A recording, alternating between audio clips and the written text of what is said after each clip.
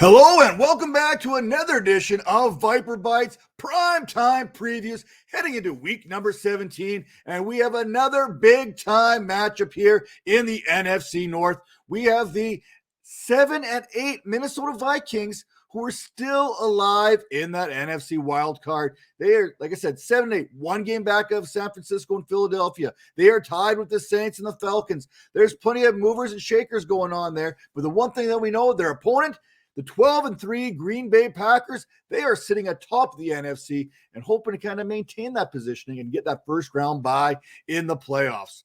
Now, we are going to kick this thing off here, tail of the tape style. We're going to talk about the Minnesota Vikings, and then we're going to shift our attention to the Green Bay Packers and the players you need to be paying attention to for fantasy purposes here this week. Now, that all being said, monitor that COVID report each and every day.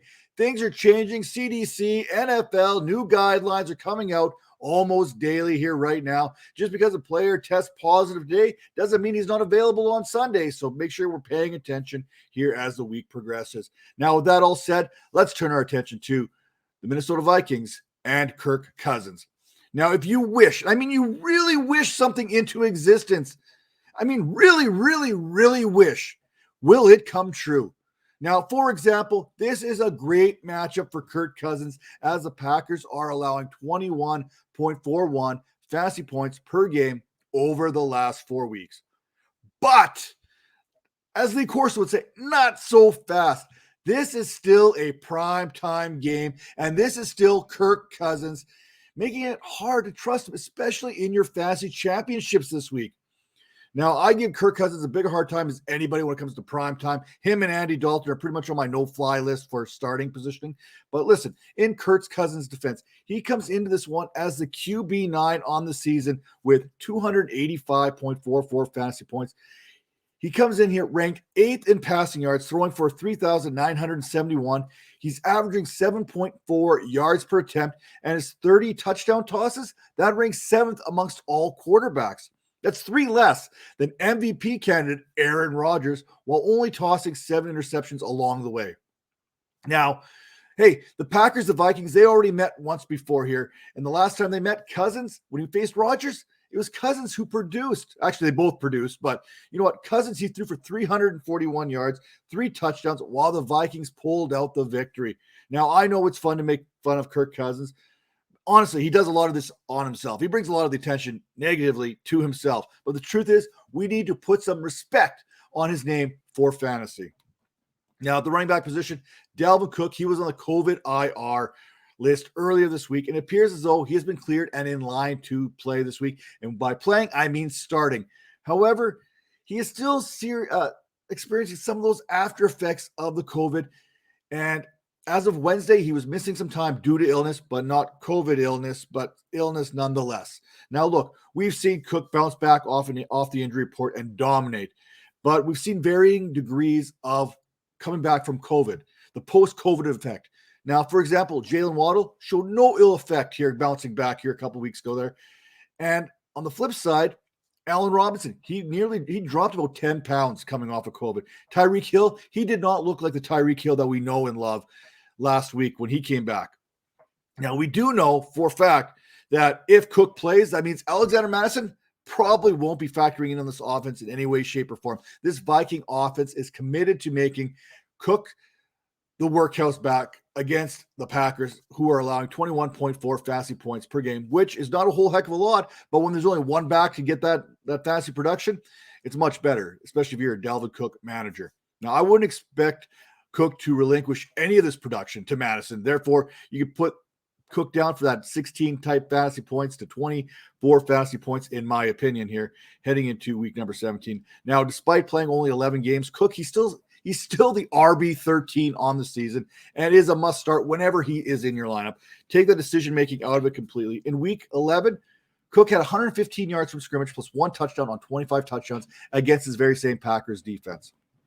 Now, I'm expecting shootout here. I'm expecting fireworks. I'm expecting receivers to get involved. And we have 2 of the best going at it in this matchup. Now, Justin Jefferson, he trails only Cooper Kupp and Devante Adams, who we'll talk about here in a minute when talking about fantasy production in the 2021 season. It shouldn't surprise anyone, as Jefferson is rewriting the record books weekly with his production on the field and the receiving numbers that he's putting up that we've never seen before, especially in the first 2 seasons. Yes, 2,851 receiving yards in his first 2 seasons. And his second season, it's not over yet. Now, not only has Jefferson put up 296 fantasy points, but he has done it on the strength of 97 receptions, 9 of which have went for touchdowns, 1,451 yards.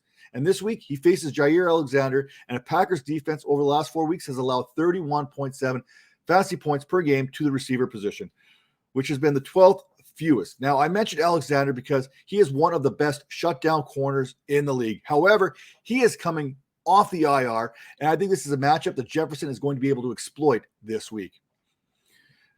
Now, speaking of these receivers, especially on the Vikings side of things, KJ Osborne is back as a second option in this passing game, as Adam Thielen is scheduled for ankle surgery, which officially ends his 2021 season. Now, Thielen, in 13 games, he put up 199.8 fantasy points, which had him ranked as a wide receiver 23 as far as fantasy is concerned. And he finishes the season with 67 receptions, 726 yards, and 10 touchdowns. Now, Osborne, he has proved that he can step up when asked to do so, with Thielen essentially vacating 7 targets per game. That bodes well for the young pass catcher.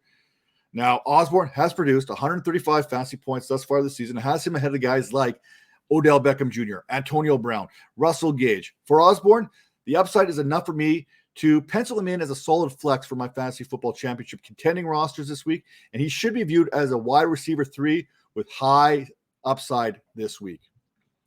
Now, heading over to the tight end position, Tyler Conklin. Oh, how I miss what could have been with Irv Smith.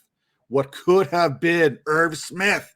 Now, if Cousins is looking to find a matchup in which he can exploit outside of Jefferson, it may be Conklin against this Packers defense that has allowed tight ends to average 18.63 fantasy points against over the last 4 weeks. Conklin is not my first option this week or my second, or probably not even my third, but the tight end landscape being the way that it is, he is a solid streaming option for fantasy managers who decided to punt the position early in their drafts and have been streaming ever since. Now, Conklin has surpassed anyone's expectations heading into the season. He has 126 fantasy points, which has him sitting as the tight end 16 in 15 games, which places him above Tyler Higbee, Evan Ingram, and Cole Kmet, who I think a lot of people were a little bit higher on at the start of the season than they are right now. Now, let's talk about this 12-3 Packers team led by Aaron Rodgers. We mentioned that Cousins trailed Aaron Rodgers in touchdown passes. Rodgers has recorded 33 touchdown passes with only 4 interceptions this season. 4 interceptions. We are in week 17. He's thrown 4 interceptions. It's not like he's dipping and dunking his way to these numbers either. He has 7.8 yards per attempt, ranks 5th amongst quarterbacks who've thrown for 250 or more passing attempts, while his 3,689 passing yards, that sits 10th. Over the last 5 weeks, the MVP candidate has completed 71% of his passes. That yards per attempt has gone up from 7.8 up to 8.4 yards per attempt. He's also chimed in with a 125.3 passer rating. Not to mention 16 touchdowns over the last 5 games, and not a single interception, not a single blemish, not a single tick in that interception column. Now, Rodgers is currently one of only 7 quarterbacks to register 300 fantasy points this season, and this week's matchup looks great on paper once again, as the Vikings are allowing 18.11 fantasy points per game on the season, and the last time Rodgers faced the Vikings, he threw for 386 yards and 4 touchdowns. Yeah, that's 33.5 fantasy points. That's a good week. Now, Green Bay's combination of Aaron Jones and A.J. Dillon will both look for a way to be productive this week, which may be easier said than done. Right now, I have Jones as an RB2 and Dillon with some flex appeal with a little bit of a touchdown upside.